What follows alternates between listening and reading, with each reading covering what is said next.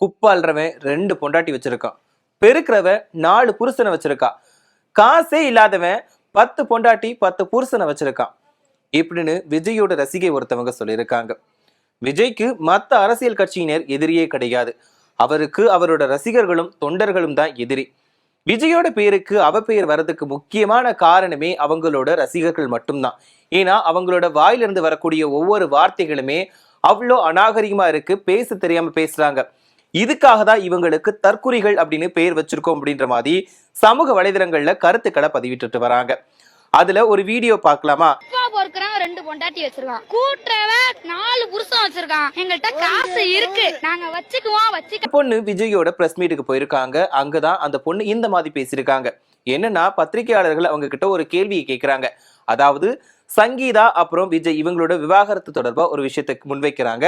அதுக்குதான் அந்த பொண்ணு இப்படி சொல்லியிருக்கா. அந்த பொண்ணு அதுல என்ன சொல்லியிருக்காங்க அப்படின்னா, குப்பால்றவன் 2 பொண்டாட்டியை வச்சிருக்கான், பெருக்கிறவன் 4 புருஷனை வச்சிருக்கான், காசே இல்லாதவன் 10 பொண்டாட்டி 10 புருஷனை வச்சிருக்கான், எங்க கிட்ட காசு இருக்கு, நாங்களாம் வச்சிருக்கிறதுல தப்பே இல்லை அப்படின்ற மாதிரி சொல்லியிருக்காங்க. அது மட்டும் இல்லாம எவ்வளவு வேற வேணாலும் வச்சுக்கலாம் அப்படின்ற மாதிரி இவங்க சொல்லியிருக்காங்க. காசு இல்லாதவங்க கூட 10 பொண்டாட்டி 10 புருஷனோட ஜாலியா வாழ்றாங்க, எங்கள்கிட்ட காசு இருக்கு, நாங்க வச்சுக்காம போவோம். இதெல்லாம் பாக்குறப்போ எப்படி இருக்குது? கேவலமா இல்லையா? விஜயோட ரசிகர்கள் விஜய் தப்பு பண்ணாலும் பரவாயில்ல, அதாவது விஜய் எந்த அளவுக்கு தப்பு பண்ணாலும் பரவாயில்ல, அவர் அரசியலுக்கு வந்தா போதும் அப்படின்ற மாதிரி இருக்குது. அது மட்டும் இல்லாம சங்கீதா விவாகரத்து மனு தாக்கல் பண்ணியிருக்காங்க.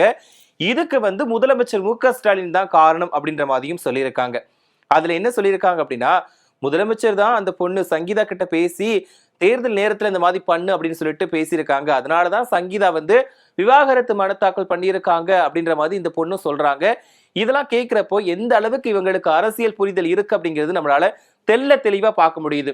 அதாவது ஒரு தனிப்பட்ட குடும்ப வாழ்க்கையை பத்தி பேசுறதுக்கு இந்த பொண்ணுங்களுக்கும் அவரோட ரசிகர்களுக்குமே எந்த உரிமையுமே கிடையாது. இப்படி இருக்கக்கூடிய நிலையில அந்த விஜய் எத்தனை பேரால வச்சுக்கலாம், அதாவது காசு இருக்கவன் என்ன வேணாலும் பண்ணலாம், காசு இருக்கிறவன் எத்தனை பேர் வேணாலும் வச்சுக்கலாம், எத்தனை பேர் கூட வேணாலும் தொடர்பு இருக்கலாம் அப்படின்ற மாதிரி அந்த பொண்ணு பேசுறது இருக்கு. அது மட்டும் இல்லாம அதாவது நமக்காக வேலை செய்யற நபர்களை கேவலமா பேசுற மாதிரியும் இருக்குது. அதாவது குப்பாள்றவங்கள்ல இருந்து பெருக்கிறவங்கள்ல இருந்து காசே இல்லாதவங்களை தரைக்குறைவா பேசுற மாதிரி இருக்குது. இப்படிப்பட்ட ஒரு சில நபர்களை வச்சுக்கிட்டு விஜய் எப்படி அரசியல் களத்துல நல்லது பண்ண போறாரு அப்படின்ற கேள்வியுமே இருக்குது. விஜயோட தொண்டர்கள் ரசிகர்கள் இதனாலதான் தற்குறிகள் அப்படின்னு அழைக்கப்படுறாங்க அப்படின்ற மாதிரி அந்த பொண்ணு பேசின வீடியோக்களுக்கு கீழே நிறைய பேர் கருத்துக்களை சொல்லிட்டு வராங்க. சரி, இந்த பொண்ணுதான் இதோ அறிவில்லாம இப்படி பேசிட்டாங்கன்னு வச்சுக்கோங்களேன்.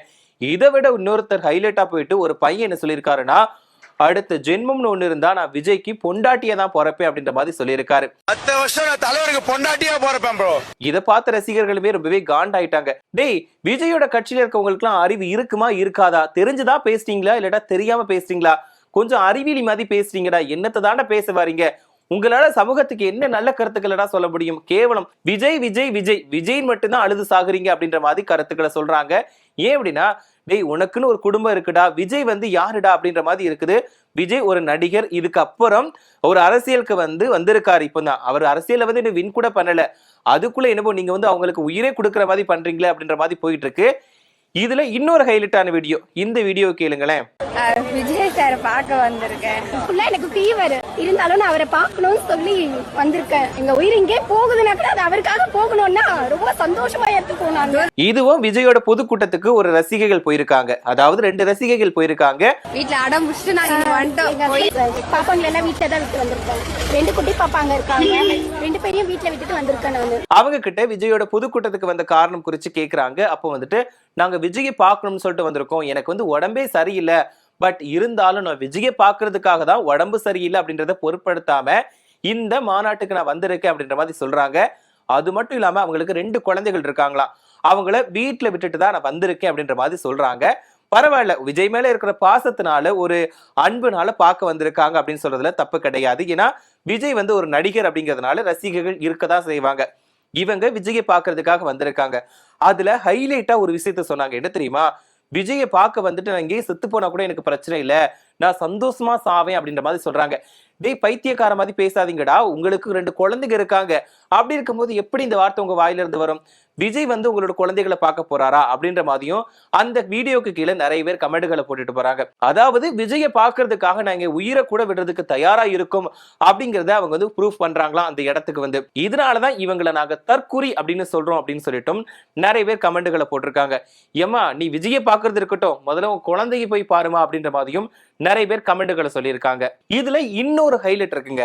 சங்கீதா விவாகரத்து வேணும்னு மனு தாக்கல் பண்ணிட்டாங்க. இதுதான் கடந்த சில நாட்களா ரொம்பவே பூதாகரமா வெடிச்சிருக்கு, ரொம்பவே பரபரப்பா பேசப்படுது. என்னன்னா விஜயோட அரசியல் வாழ்க்கையில முக்கியமான விஷயம் இந்த 2026 சட்டமன்ற தேர்தல். அரசியலுக்காக தான் சினிமா விட்டு விலகி முழு நேரமா அரசியலுக்கு வந்துட்டாரு.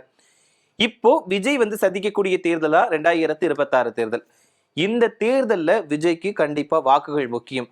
இதுல திடீர்னு தான் சங்கீதா, விஜயோட மனைவி சங்கீதா விவாகரத்து வேணும்னு மனு தாக்கல் பண்ணிட்டாங்க. இது அவங்களோட குடும்ப பிரச்சனை. ஓகே, விஜயோட குடும்ப பிரச்சனை தான், அரசியலுக்கும் அவரோட தனிப்பட்ட வாழ்க்கைக்கும் சம்பந்தம் கிடையாது. அதுல சங்கீதா வந்து என்னோட கணவருக்கு வேற ஒரு நடிகை கூட தொடர்பு இருக்கு, அதனாலதான் நான் விவாகரத்து கேட்டிருக்கேன் அப்படின்ற மாதிரி குறிப்பிட்டிருந்தாங்க.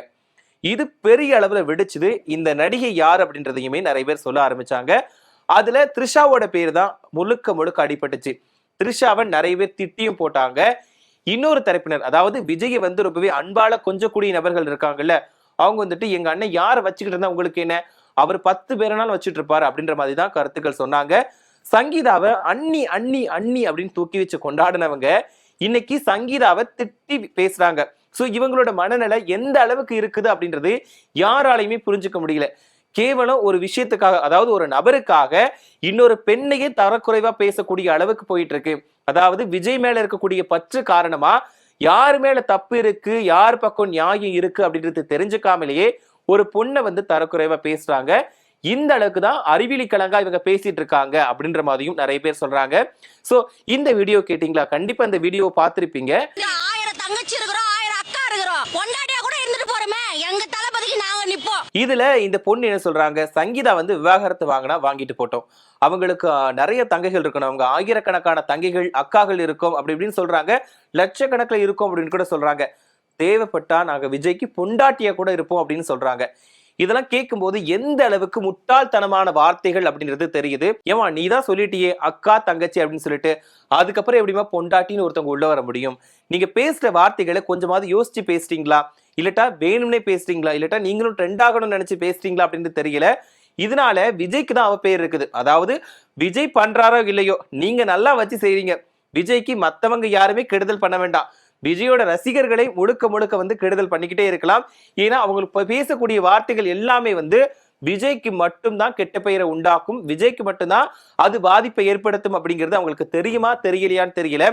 இது இப்ப சமீப காலங்களாவே விஜயோட ரசிகர்கள் பேசக்கூடிய வார்த்தைகள், தொண்டர்கள் பேசக்கூடிய வார்த்தைகள் வந்துட்டு சமூக வலைதளங்கள்ல கொஞ்சம் வைரலா தான் போயிட்டு இருக்கு. ஏன்னா அவங்க பேசக்கூடிய வார்த்தைகள் எப்படியா இருந்தாலும் ஃபன்னா பேசிட்டு போயிடுறாங்க. விஜய்க்கு வந்து கெட்ட பெயர் கொடுக்குற வகையில பேசிட்டு போறாங்க. அதே வகையில தான் இப்ப சங்கீதா விவாகரத்து மனு தாக்கல் தொடர்பாகவும் நிறைய பேர் வந்து கேவலமா பேசியிருக்காங்க. நான் எங்க அண்ணனுக்கு தங்கச்சியா இருப்போம், அண்ணன் அக்காவா இருப்போம், தேவைப்பட்டா பொண்டாட்டியா கூட இருப்போம் அப்படின்ற மாதிரி பேசியிருக்காங்க. இதெல்லாம் அவங்களோட புரிதல் எந்த அளவுக்கு இருக்குது, அதாவது விஜய் மேல இருக்கக்கூடிய மதிப்பு எந்த அளவுக்கு வெளிப்படுது அப்படிங்கிறது இதுல தெளிவா தெரியுது. இதுக்குமே நிறைய பேர் திட்டி தீத்துட்டு வராங்க. சோ இதனாலதான் உங்களை நாங்க தற்குறின்னு கூப்பிடுறோம் அப்படின்ற மாதிரியும் கமெண்ட் பண்ணியிருக்காங்க. ஏற்கனவே ஒரு பொண்ணு பேசின வீடியோவை கேட்டிருந்தோம், பார்த்திருந்தோம். அதுல வந்து அந்த பொண்ணு இன்னொரு விஷயத்தையும் சொல்லியிருந்தாங்க. அது என்ன அப்படின்னா, சங்கீதாவுக்கு வந்து இத்தனை காலமா விவாகரத்து கிடைக்கலையா, இப்போ தேர்தல் நேரத்துல மட்டும்தான் விவாகரத்து கிடைக்குமா, ஸ்டாலின் தான் வேணே பண்றாரு, காசு கொடுத்து இந்த மாதிரி பண்றாரு, அது மட்டும் இல்லாம தாலியை கட் பண்றது அந்த மாதிரி கூட ஒரு சில தகாத வார்த்தைகள், அதாவது தேவையில்லாத வார்த்தைகளை பயன்படுத்தி அந்த பொண்ணு பேசியிருக்காங்க. சோ உங்களுக்கு விஜய் மேல அன்பு இருக்கட்டும், அக்கறை இருக்கட்டும், பாசம் இருக்கட்டும், எல்லாமே இருக்கட்டும், ஆனா நீங்க பேசக்கூடிய வார்த்தைகள் அப்படிங்கிறது மிக முக்கியமானது. அதாவது இன்னொரு தனிப்பட்ட நபரை தாக்கக்கூடிய வகையில இருக்கக்கூடாது. விஜய் பொது அரசியலுக்கு வந்துட்டார், அவரை பத்தி பேசுறதுல எந்த தப்புமே கிடையாது. ஆனா சங்கீதா பொதுமையான பொது வாழ்க்கைக்கு வரல, அதாவது அவங்க தனிப்பட்ட வாழ்க்கையில அவங்களுக்கு நடந்த கொடுமையை எடுத்து கூறிதான் விவாகரத்து கேட்டிருக்காங்க. சோ இது வந்து யாரு பக்கம் தப்பு, யாரு பக்கம் நியாயம் அப்படிங்கறத நீதிமன்றம் பார்த்துக்கும். இதுல நீங்க எப்படி ஒரு பொண்ணை, அதுவும் சங்கீதாவை தப்பா பேச முடியும் அப்படின்ற மாதிரியும் கேள்விகள் எழுந்திருக்கு. சோ இதனாலதான் உங்களை தற்குறின்னு கூப்பிடுறாங்களோ அப்படின்ற மாதிரியும் எல்லாருமே கேட்டுட்டு இருக்காங்க. சோ விஜயோட ரசிகர்கள் தான் இப்படி இருக்காங்கன்னு பார்த்தா, விஜயுமே சில விஷயங்களை காப்பி பண்ணி, அதாவது வேற யாரோ ஒருத்தர் பேசினதை அப்படியே கேட்டு இங்க பொதுக்கூட்டத்திலையும் பேசிட்டாரு அப்படின்ற மாதிரி வதந்திகள் வந்துச்சு. அது மட்டும் இல்லாம விஜய் வந்து ஸ்கிரிப்ட் பேப்பர் வச்சுதான் பேசிட்டாரு. அதாவது அழுறதுக்கு கூட ஸ்கிரிப்ட் பேப்பர்ல வந்து மென்ஷன் பண்ணியிருக்காங்க, கொஞ்சம் கேப் விட்டு அழுங்க அப்படின்ற மாதிரி மென்ஷன் பண்ணியிருக்காங்க. அது மாதிரி தான் விஜய் பேசிட்டாரு அப்படின்ற மாதிரியும் வந்துச்சு. இப்போ விஜய் பேசின டைலாக் எல்லாமே ஏற்கனவே பேசுனது அப்படின்றத, இது காப்பிப்பா இது ஒரிஜினல் அப்படின்ற மாதிரி எல்லாருமே விஜய் வெர்சஸ் சீமான் இந்த மாதிரி வீடியோக்கள் எடுத்து போடுறாங்க. அது மட்டும் இல்லாம விஜய் வெர்சஸ் யூடியூப், அதாவது யூடியூப்ல இருந்து தான் கண்டென்ட் எடுத்து விஜய் பேசுறாரு அப்படின்ற மாதிரி பேசி போட்டுட்டு இருக்காங்க. இதுல இப்போ ரீசெண்டா தஞ்சையில நடந்த பொதுக்கூட்டத்துல, பிரச்சார பொதுக்கூட்டத்துல விஜய் பேசியிருந்தார். என்னன்னா, இப்போ நம்ம டாக்டர் எடுத்துக்கிட்டோம்னு வச்சுக்கோங்களேன், நம்ம டாக்டர் கிட்ட இப்போவாச்சும் நமக்கு உடல்நல சரியில்லைன்னா போவோம். அதே மாதிரி ஒரு வழக்கறிஞர் இருக்காரு, அவர்கிட்ட நம்ம எப்போ போவோம், நமக்கு ஏதாவது ஒரு பிரச்சனை அப்படின்ற போதுதான் அவரை தேடி போவோம். ஆனா நம்ம ஒரே ஒரு நபரை மட்டும்தான் டெய்லியுமே நினைப்போம், நம்மளை அறியாமலேயே நினைப்போம். அதாவது நாம சாப்பிடும் போது வந்துட்டு நம்மளை அறியாமலேயே ஒருத்தவங்களுக்கு நன்றி சொல்வோம். அதுதான் விவசாயிகள் அப்படின்ற மாதிரி வந்து விஜய் ஒரு விஷயத்த சொல்லியிருந்தாரு. சோ எல்லாருமே யோசிச்சோடனே இது எங்கேயோ கேட்ட மாதிரி இருக்கே, விஜய் இது சொன்னது எங்கேயோ கேட்ட மாதிரி இருக்கே அப்படின்னு எல்லாரும் யோசிக்கும் போதுதான் நாம் தமிழர் கட்சியோட ஒருங்கிணைப்பாளர் சீமான் வந்து ஏற்கனவே இந்த ஒரு விஷயத்த பேசியிருந்தார். அவர் ஒரு நிகழ்ச்சியில கலந்துக்கிட்டு பேசினப்போ, நாம வந்து வழக்கறிஞரை எப்பவாவது பிரச்சனை அப்படிங்கிற போது நினைப்போம், அதே மாதிரி பொறியாளரை வந்து தேடி போவோம். அதாவது இன்ஜினியர் அப்படிங்கிற போது நமக்கு ஏதாவது தேவை இருக்கும் போது அவரை சந்திக்கிறதுக்கு போவோம். ஆனா ஒரே ஒருத்தருக்காக மட்டும்தான் நம்ம 3 நேரமும் நினைப்போம், அவங்கதான் விவசாயி. நாம சாப்பிடக்கூடிய 3 நேரமுமே விவசாயிகளை நம்மளை அறியாமலே நினைப்போம், அவங்களுக்கு நன்றி செலுத்துவோம் அப்படின்ற மாதிரி சீமான் சொல்லியிருந்தாரு. அதே டைலாக்கை எடுத்துதான் விஜய் வந்து இப்போ இந்த மாநாட்டுல பயன்படுத்தி இருக்காரு அப்படின்ற ஒரு விஷயத்த வந்து வச்சு அவங்கள ட்ரோல் பண்ணிட்டு இருக்காங்க.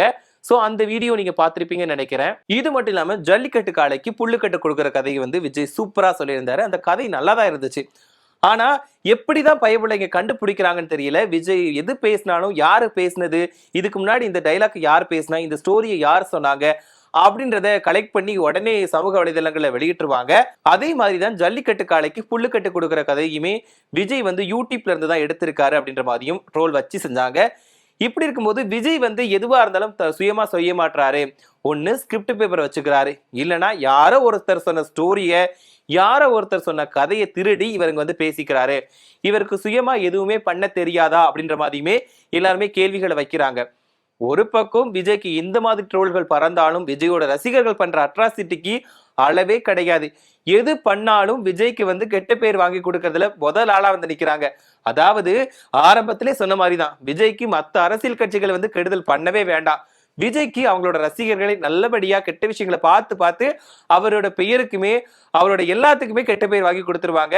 விஜய்க்கு அவமரியாதை செய்யக்கூடியதுல முதல் இடத்துல இருப்பது அவங்களோட ரசிகர்கள் அப்படின்னு சொல்லிட்டு நிறைய பேர் கமெண்ட் பண்ணிட்டு வராங்க. நான் ஆரம்பத்துல இருந்து இப்ப முடிந்த வரைக்கும் சொன்ன மாதிரி, இதனாலதான் விஜயோட ரசிகர்களை தற்குறிகள் அப்படின்னு சொல்றோம் அப்படின்ற மாதிரி நிறைய பேர் கமெண்ட் பண்றாங்க. சோ இந்த வீடியோக்களை பார்க்கும்போது நீங்க என்ன நினைக்கிறீங்க? இவங்க பேசுறது சரியா தவறா? அதாவது விஜய் மேல அன்பு, பற்று, பாசம் இது எல்லாமே இருக்கட்டும். ஏன்னா அவர் ஒரு நடிகர், பிடிக்காதெல்லாம் கிடையாது, ஒரு ஃபேனா இருக்கட்டும். ஆனா பேசக்கூடிய வார்த்தைகள் அப்படிங்கிறது முக்கியம். சோ இதை பத்தி என்ன நினைக்கிறீங்க அப்படிங்கிற உங்களோட கருத்துக்களை மறக்காம கமெண்ட்ல சொல்லுங்க.